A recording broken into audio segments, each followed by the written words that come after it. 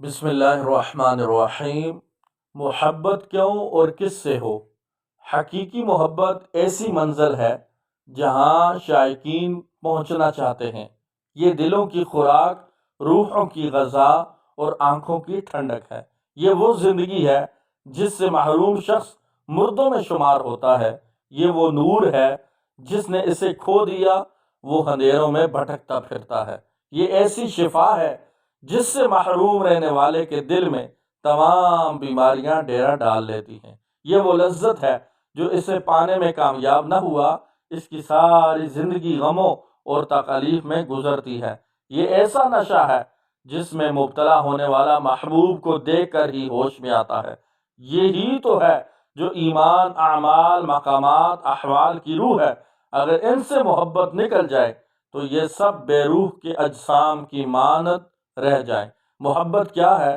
کسی نے کہا محبوب موجود ہو یا غائب، بہر صورت اس کی موافقت کرنا محبت ہے۔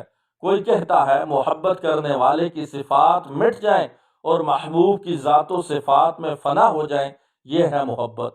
کوئی بولا اپنی طرف سے زیادہ کو کم اور محبوب کی جانب سے کم کو زیادہ سمجھنا محبت ہے۔ کسی کے نزدیک محبت یہ ہے کہ اپنی چھوٹی سی غلطی کو بڑا اور اپنی اطاعت کو کم سمجھنا۔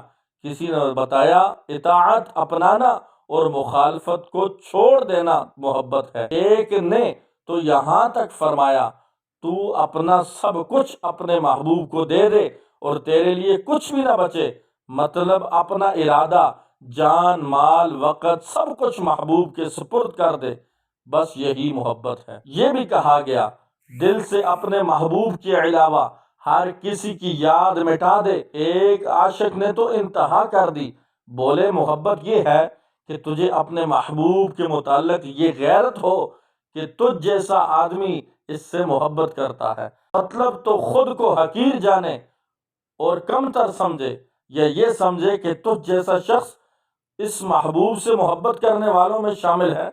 کسی نے اہل محبت کو یہ بتایا کہ تمہارا مکمل طور پر کسی چیز کی طرف مائل ہونا، پھر اس کو اپنے نفس، روح اور مال پر ترجیح دینا، پھر ظاہر و باطن میں اس کی موافقت کرنا، پھر بھی سمجھنا کہ تم نے اس کی محبت میں کوتاہی کی ہے، یہ ہے محبت اور عشق۔ محبت کیوں ہوتی ہے؟ وجہ کیا ہے؟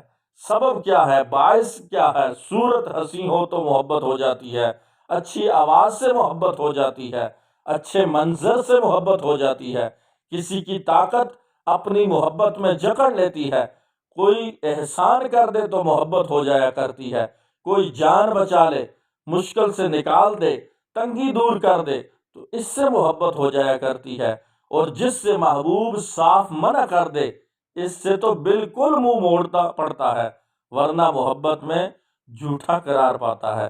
جب محبت ایسی مرغوم و معظم شے سے ہے، بے ذوق و بے حس ہی ہوگا جو اسے نہ اپنائے۔ اور کیوں نہ اپنائے؟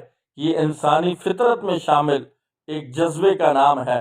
مختلف چیزیں انسان کو متاثر کرتی ہیں اور وہ ان سے محبت کرنے لگتا ہے۔ مگر ٹھہریے، ذرا سوچئے، یہ کیسی محبت ہے جس نے بندے کو اپنے خالق حقیقی سے دور اور دین سے بیزار کر دیا ہے، جس نے صحیح اور غلط کی پہچان مٹا دی ہے، جس نے معاشرتی اقدار کی جڑیں کھوکھلی کر دی، جس نے ایک خوبصورت جذبہ کو نفسانی خواہشات کی تکمیل تک محدود کر دیا ہے، جس نے محبت کو زوجیت کے دائرے سے نکال کر ایک غیر فطری دائرے میں داخل کر دیا ہے۔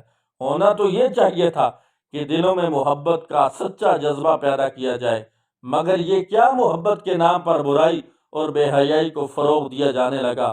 اس سے محبت کہنا محبت کی توہین ہے، محبت کے نام پر دھبا ہے، محبت کو بدنام کرنا ہے۔ ہاں، اسے نفس کو وقتی تسکین دینے اور ذہنی سکون کی مصنوعی حل کی ایک ناکام کوشش ضرور کہا جا سکتا ہے۔